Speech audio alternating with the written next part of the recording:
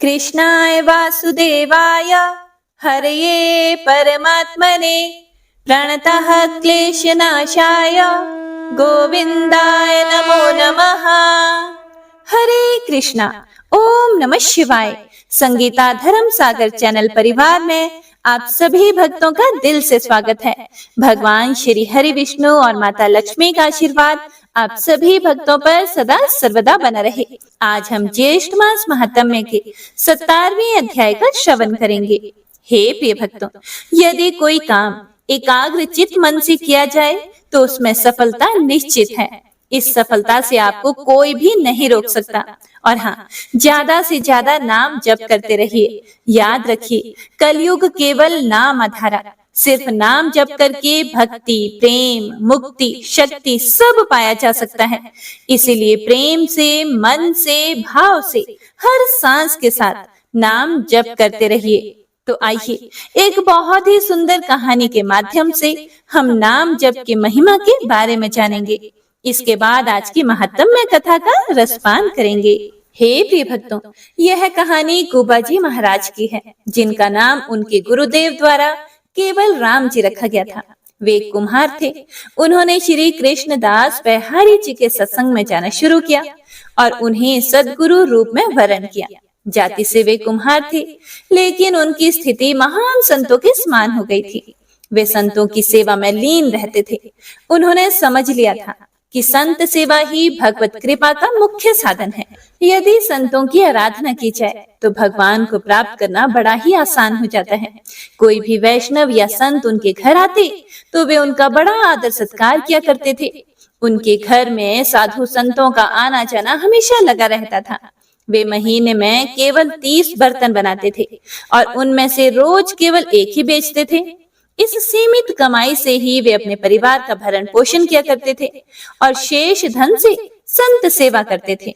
वे अधिक बर्तन इसलिए भी नहीं बनाते थे क्योंकि उनका मानना था कि यदि हम अधिक व्यापार और सांसारिक गतिविधियों में उलझ जाएंगे तो हमारा मन आंतरिक भजन में नहीं लगेगा। अब हे प्रिय भक्तों, एक दिन उनके घर में बहुत से संतों की मंडली आई, लेकिन उनके घर में संत सेवा के लिए कोई व्यवस्था नहीं थी। फिर उन्होंने अपनी पत्नी से कहा कि हे भाग्यवान, अब हमें किसी से उधार लेना चाहिए। संत आए हैं और वे भूखे नहीं रह सकते। हे प्रिय भक्तों, वे यह भी कर सकते थे कि संतों से हाथ जोड़कर वे नम्रता पूर्वक कह देते कि उनके पास भोजन की व्यवस्था नहीं है, लेकिन उनके प्रेमी हृदय ने यह स्वीकार नहीं किया। उन्होंने सोचा कि संतों की सेवा के लिए ऋण भी लेना पड़े तो कोई दोष नहीं है। वे एक महाजन के पास गए और उनसे कहा कि हमारे घर 20-25 संत आए हैं, हमें उनके भोजन सामग्री चाहिए, कृपया करके हमें उधार दे दीजिए और हम धीरे धीरे करके आपका यह उधार चुका देंगे। और अधिकांश महाजनों ने यह कहकर मना कर दिया कि यह तो गरीब आदमी है और इसे उधार देने का कोई लाभ भी नहीं मिलेगा। लेकिन एक चतुर महाजन ने कहा, बहुत चालाक महाजन था, कि यदि तुम मेरा एक काम कर दो तो जितनी भी तुम्हें सामग्री चाहिए मैं दे सकता हूँ।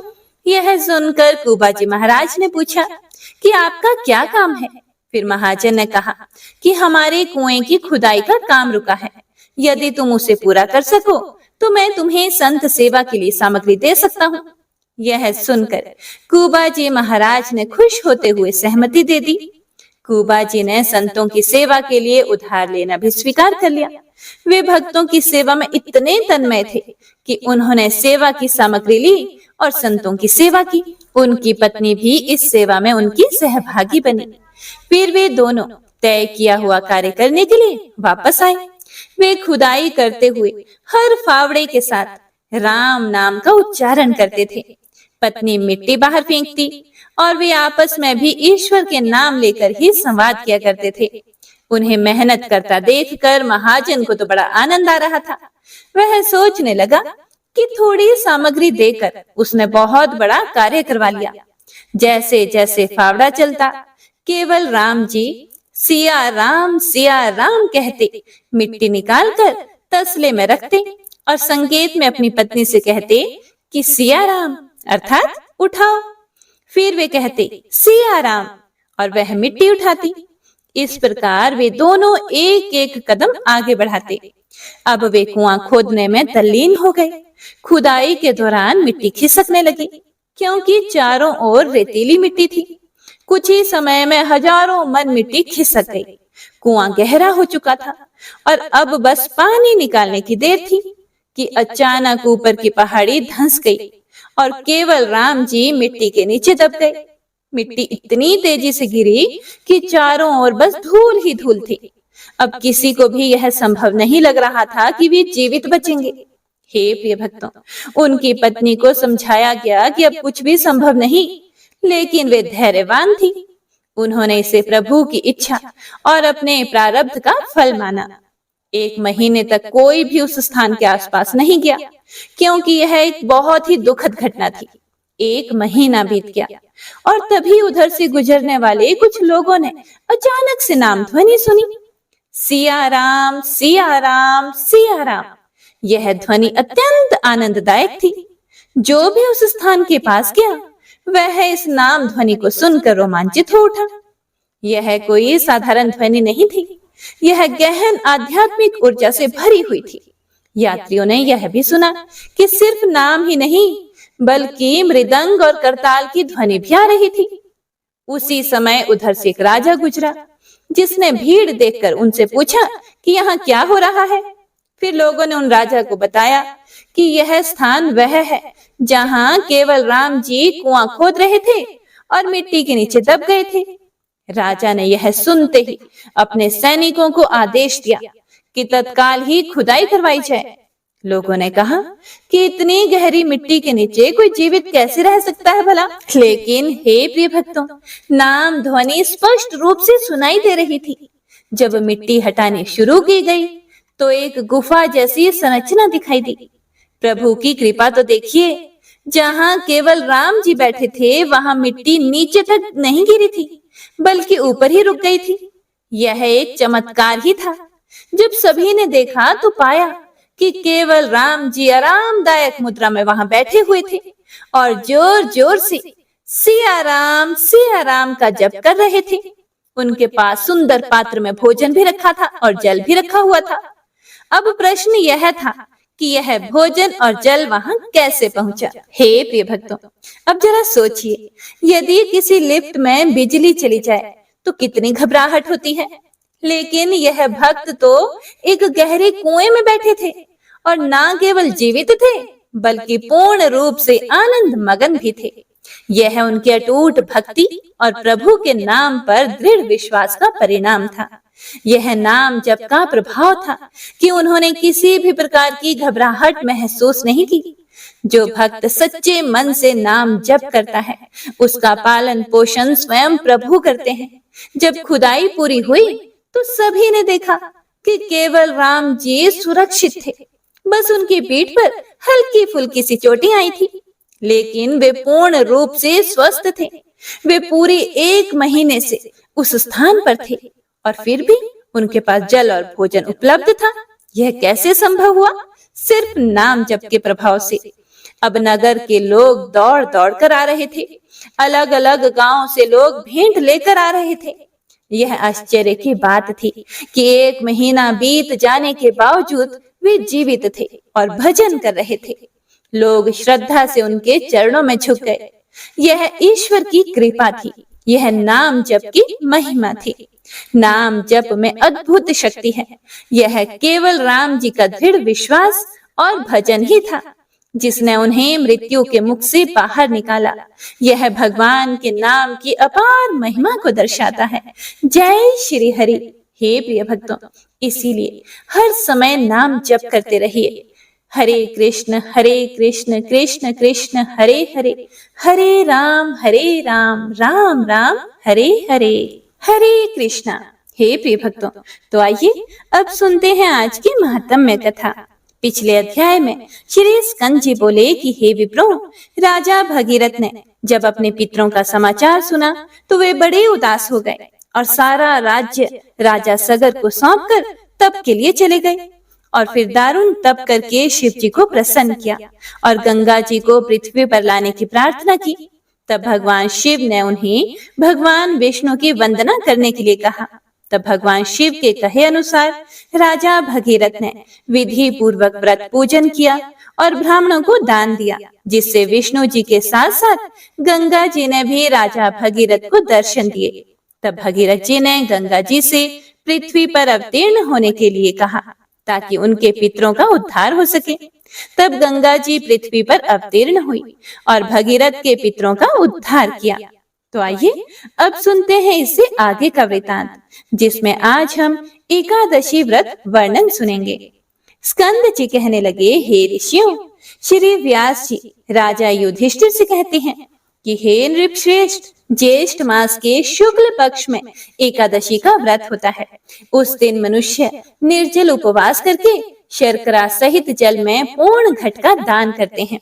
दान श्रेष्ठ ब्राह्मणों को देने वाला विष्णु लोक में जाकर आनंद करता है। यह सुनकर युधिष्ठिर महाराज वेद व्यास जी से बोले कि मैंने मानव धर्म और वैदिक धर्म को सुना है, अब आप कृपया वैष्णव धर्म को कहिए। फिर व्यास जी कहने लगे कि हे राजन, आपने मानव धर्म और वैष्णव धर्म को सुना है, वे सब कलयुग में शक्ति से असाध्य हैं। इसीलिए सुख से करने योग्य थोड़ा खर्च, अल्प क्लेश महान फलदायक है, तथा समस्त पुराणों का जो सारभूत है वह मैं तुमसे कहता हूँ, सुनो।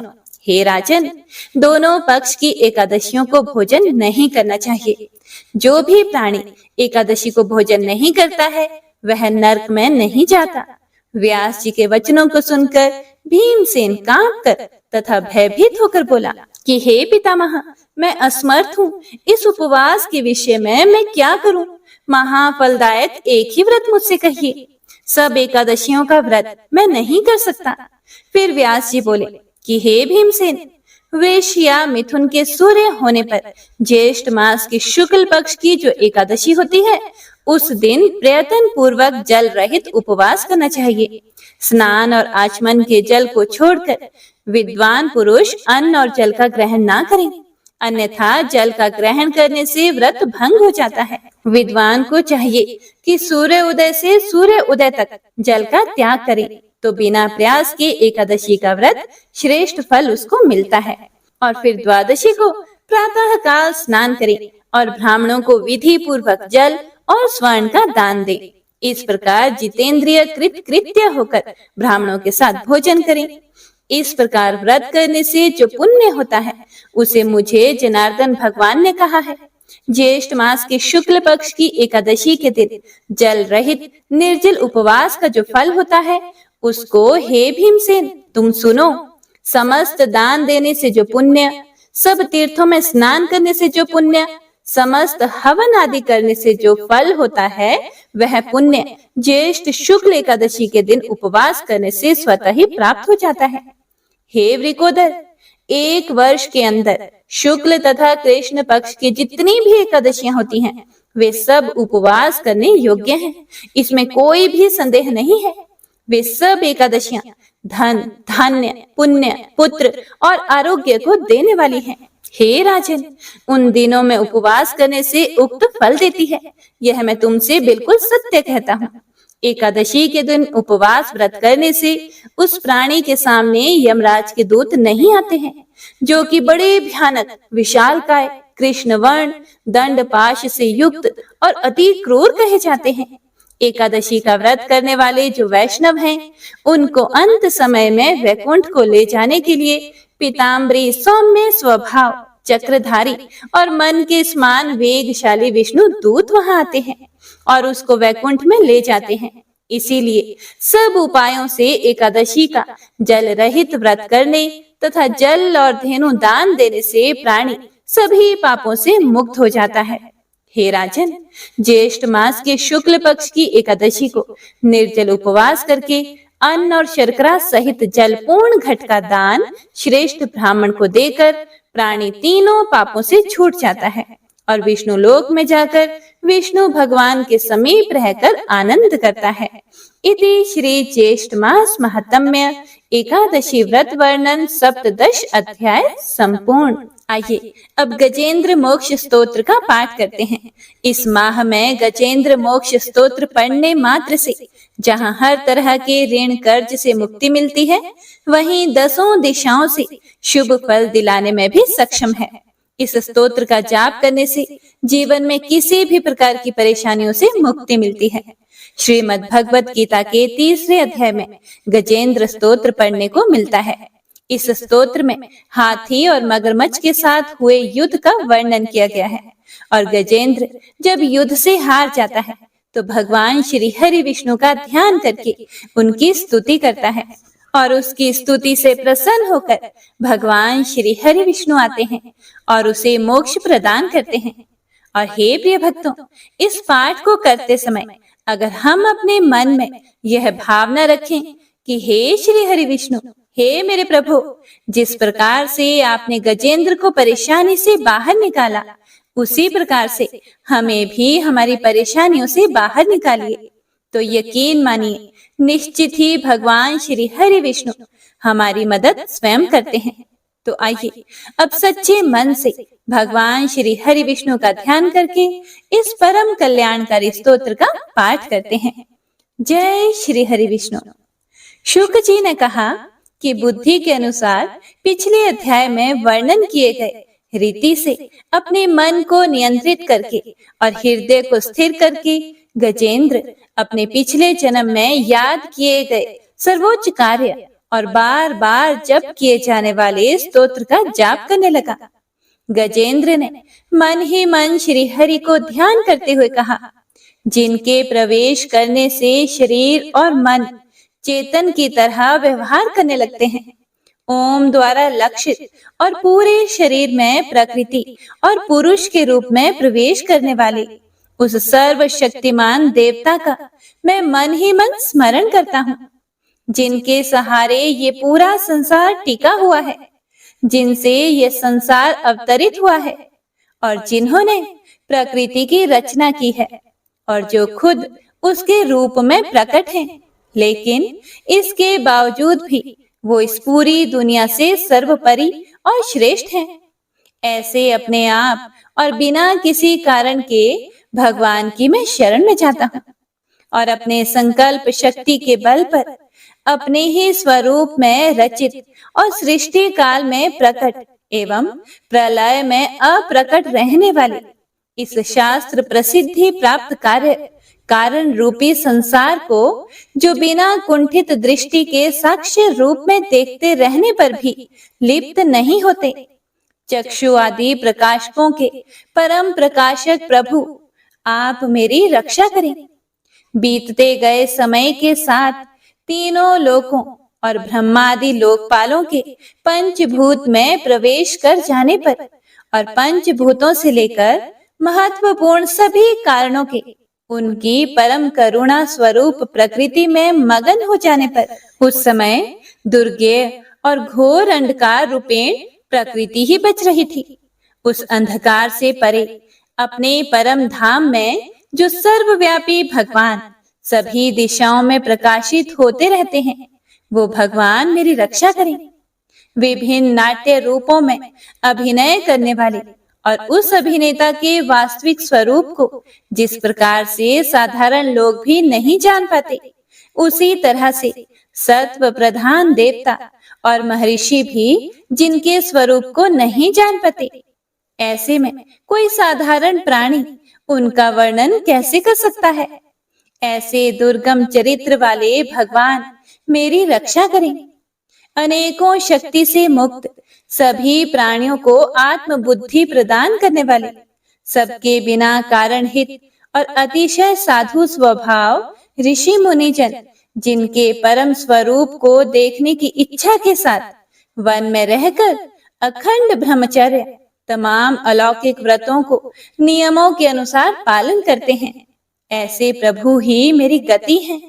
वह जिनका हमारी तरह ना तो जन्म होता है और ना जिनके द्वारा अहंकार प्रेरित कर्म ही होते हैं, जिनके निर्गुण स्वरूप का ना कोई नाम है और ना ही कोई रूप है, इसके बावजूद भी समय के साथ इस संसार की सृष्टि और प्रलय के लिए अपनी इच्छा से अपने जन्म को स्वीकार करते हैं।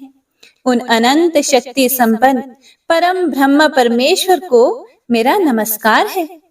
उन प्राकृत, आकार रहित और अनेक रूप वाले अद्भुत भगवान को मेरा बारंबार नमस्कार है। स्वयं प्रकाशित सभी साक्ष्य परमेश्वर को मेरा शत शत नमन है। वैसे देव जो मन, वाणी और चित्त वृत्तियों से परे हैं, उन्हें मेरा बारंबार नमस्कार है। विवेक से परिपूर्ण पुरुष के द्वारा सभी सत्व गुणों से परिपूर्ण, निवृत्ति धर्म के आचरण से मिलने योग्य और मोक्ष सुख की अनुभूति रूपी भगवान को मेरा नमस्कार है। सत्व गुणों को स्वीकार करके शांत, रजोगुण को स्वीकार करके घोर और तमोगुण को अपनाकर मूढ़ से प्रतीत होने वाले, भेद रहित अतएव सदा संभाव से स्थित ज्ञान धन प्रभु को मेरा नमस्कार है। शरीर, इंद्रिय आदि के समुदाय रूप सभी पिंडों के ज्ञाता, सबके स्वामी और साक्षी स्वरूप प्रभु को मेरा बारंबार नमस्कार है।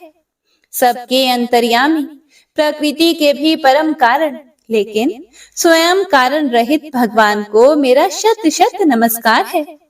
सभी इंद्रियों और सभी विषयों के जानकार, सभी प्रतीतियों के कारण रूप संपूर्ण जड़ प्रपंच और सबकी मूलभूता अविद्या के द्वारा सूचित होने वाले और सभी विषयों में अविद्या रूप से भासने वाले भगवान को मेरा नमस्कार है।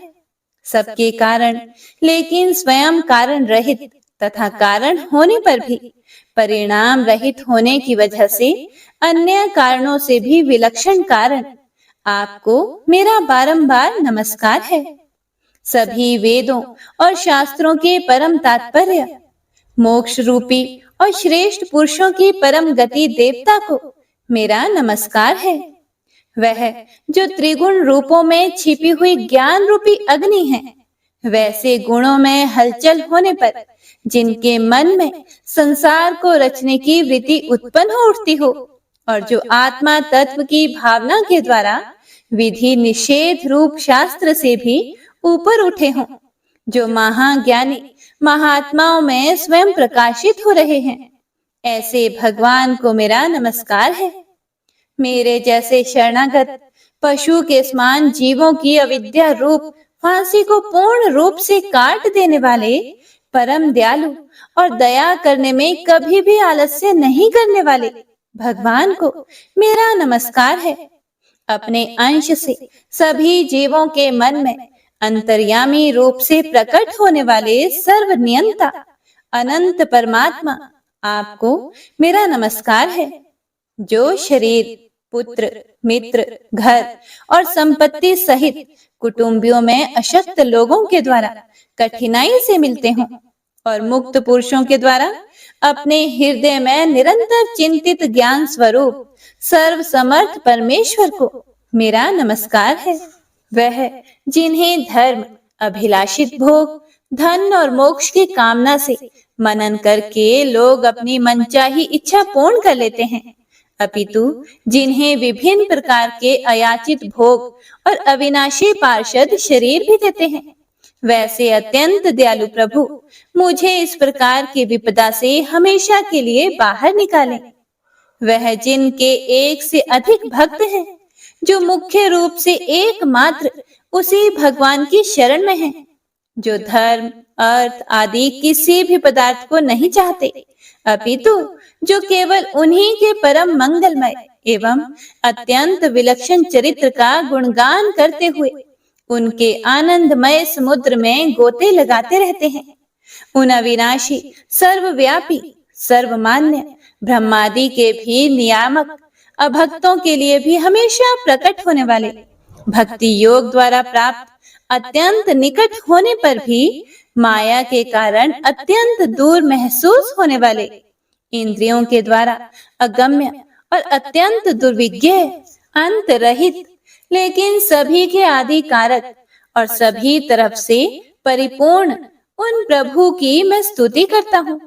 वो जो ब्रह्मा सहित सभी देवता, चारों वेद तथा समस्त चराचर जीव नाम और आकृति भेद से जिनके अत्यंत क्षुद्र अंशों से रचे गए हैं, जिस तरह से जलती हुई अग्नि की लपटें और सूरज की किरणें बार बार निकलती हैं और फिर से अपने कारण में ही लीन हो जाती है, उसी प्रकार बुद्धि, मन, इंद्रियां और नाना योनियों के शरीर, जिन सभी गुणों से प्राप्त शरीर जो स्वयं प्रकाश परमात्मा से प्रकट होता है और फिर से उन्हीं में लीन हो जाता है, वह प्रभु जो ना तो देवता है, ना असुर, ना मनुष्य है और ना ही मनुष्य से नीचे किसी अन्य योनि के प्राणी, ना ही वो स्त्री हैं और ना ही पुरुष, ना ही नपुंसक और ना ही वो कोई ऐसे जीव हैं जिनका इन तीनों ही श्रेणी में समावेश है। वो ना तो गुण है, ना कर्म, वो ना ही कार्य है और ना ही कारण। इन सभी योनियों का निषेध होने पर जो बचता है वही उनका असली रूप है और वे ही सब कुछ हैं। ऐसे प्रभु मेरा उत्थान करने के लिए प्रकट हो। अब मैं इस मगरमच्छ के चंगुल से आजाद होने के बाद जीवित नहीं रहना चाहता। इसकी वजह ये है कि मैं सभी तरफ से अज्ञानता से ढके इस हाथी के शरीर का क्या करूं? मैं आत्मा के प्रकाश से ढक देने वाले अज्ञानता से युक्त इस हाथी के शरीर से मुक्त होना चाहता हूँ, जिसका काल क्रम से अपने नाश नहीं होता, बल्कि ईश्वर की दया और ज्ञान से उदय हो पाता है। इस प्रकार से मोक्ष के लिए लालायित संसार के रचयिता स्वयं संसार के रूप में प्रकट, लेकिन संसार से परे, संसार में एक खिलौने की भांति खेलने वाले, संसार में आत्म रूप से व्याप्त अजन्मा, सर्वव्यापी एवं प्रापत्य वस्तुओं में सर्वश्रेष्ठ श्री हरि का केवल स्मरण करता हूँ और उनकी शरण में जाता हूँ, जिन्होंने भगवत भक्ति रूपी योग के द्वारा कर्मों को जला डाला है, जिन्हें समस्त योगी ऋषि अपने योग के द्वारा अपने शुद्ध हृदय में प्रकट देखते हैं। उन योगेश्वर भगवान को मेरा नमस्कार है। वह जिनके त्रिगुणे शक्तियों का राग, रूप, वेग और असह्य है, जो सभी इंद्रियों के विषय रूप में मौजूद हैं। वह जिनकी इंद्रियां समस्त विषयों में ही बसी रहती है। ऐसे लोगों को जिनको मार्ग मिलना भी संभव नहीं है, वैसे शरणागत एवं अपार शक्तिशाली वाले भगवान आपको मेरा बारंबार नमस्कार है। जिनकी अविद्या नाम के शक्ति के कार्य रूप अहंकार से ढके हुए हैं, वह जिनके रूप को जीव समझ नहीं पाते हैं, ऐसे अपार महिमा वाले भगवान की मैं शरण लेता हूँ। हे प्रिय भक्तों, श्री सुखदेव जी कहते हैं कि वह जिसने पूर्व प्रकार से भगवान के भेद रहित सभी निराकार रूप का वर्णन किया था, उस गजराज के करीब जब ब्रह्मा आदि अन्य कोई भी देवता नहीं आए, जो अपने विभिन्न प्रकार के विशेष विग्रहों को ही अपना रूप मानते हैं, ऐसे में साक्षात विष्णु जी, जो सभी के आत्मा होने के कारण सभी देवताओं के रूप हैं, तब वह वहां पर प्रकट हुए। गजराज को इस प्रकार से दुखी देखकर और उसके पढ़े गए स्तुति को सुनकर चक्रधारी प्रभु इच्छानुसार वेग वाले गरुड़ की पीठ पर सवार होकर सभी देवों के साथ उस स्थान पर पहुंचे जहां वह गज था। गज अर्थात हाथी था। सरोवर के अंदर महाबलशाली मगरमच्छ द्वारा जकड़े और दुखी उस हाथी ने आसमान में गरुड़ की पीठ पर बैठे और हाथों में चक्र लिए भगवान श्री हरि विष्णु को आते हुए जब देखा, तो वह अपनी सूंड में पहले से ही उनकी पूजा के लिए रखे कमल के फूल को श्री हरि पर बरसाते हुए कहने लगा, सर्व पूज्य भगवान श्री हरि नारायण, आपको मेरा प्रणाम है। सर्व पूज्य भगवान श्री हरि, आपको मेरा नमस्कार है।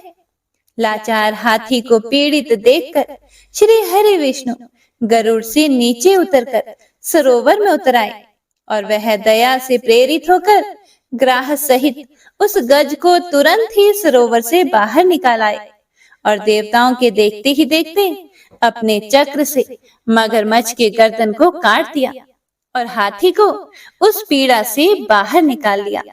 तो इसी के साथ गजेंद्र मोक्ष स्तोत्र संपूर्ण हुआ। तो सभी एक बार प्रेम से बोलिए, भगवान श्री हरि विष्णु की जय। बंशी शोभित कर मधुर, नील जलद तन श्याम, अरुण अधर जनु बिंब फल, नयन कमल अभिराम, पूर्ण इंद्र अरविंद मुख, पीतांबर शुभ साज, जय मन मोहन मदन छवि, कृष्ण चंद्र महाराज।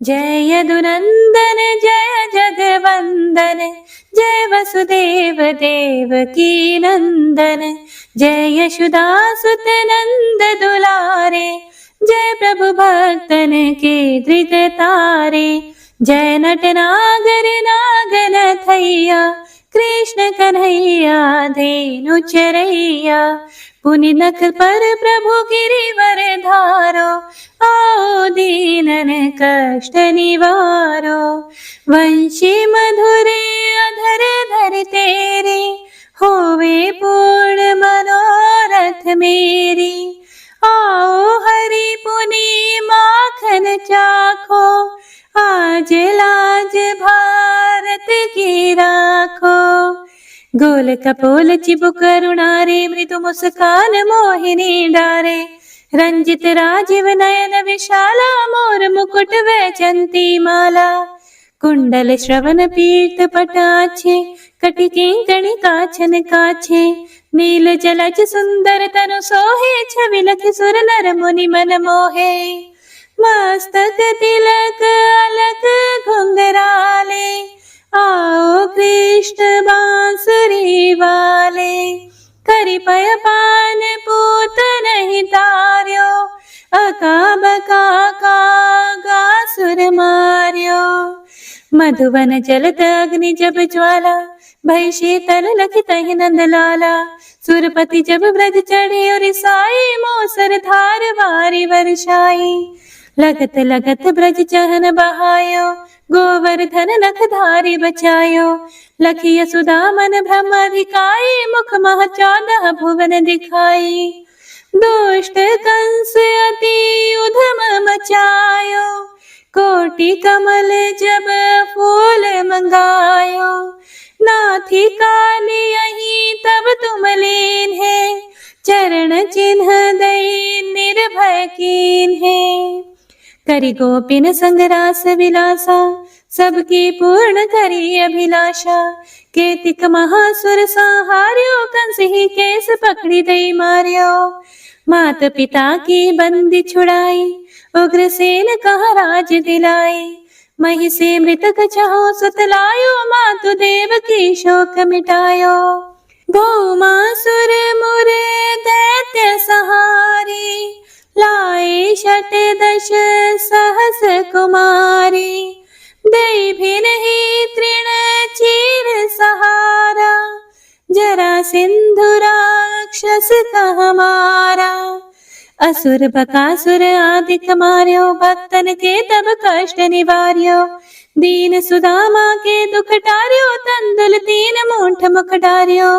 प्रेम के साग विदुर धर मांगे, दुर्योधन के मेवा त्यागे, लखी प्रेम की महिमा भारी, ऐसे श्याम दीन हितकारी, भारत के पारथ रथ हाके, लिए चक्र करे नहीं बलता के, निज गीता के ज्ञान सुनाए, भक्तन हृदय सुधा वर्षाए, मीरा थी ऐसी मत वाली, विष पी गई बजा कर ताली, राणा भेजा सांप पिटारी, शालिग्राम बने बनवारी, निज माया तुम विधि दिखायो, उरते संशय सकल मिटायो, तब शत निंदा करि तत्काला, जीवन मुक्त भयो शिशुपाला, जब ही द्रौपदी तीर लगाई, दीनानाथ लाज अब जाई, तुरत ही वसन बने नंदलाला, बढ़े चीर भई अरि मोह काला, असनाथ के नाथ कन्हैया, डूबत भंवर बचावत नैया। सुंदर दास आसुर धारी, दया दृष्टि कीजिए बनवारी। नाथ सकल मम कुमति निवारो, क्षमहु बेगी अपराध हमारो। खोलो पट अब दर्शन दीजिए, बोलो कृष्ण कन्हैया की जय। बोलो कृष्ण कन्हैया की जय। बोलो कृष्ण कन्हैया की जय। यह चालीसा कृष्ण का पाठ करे उरधारी, अष्ट सिद्धि नवनिधि फल लहे पदारथ चारी। जय श्री कृष्ण।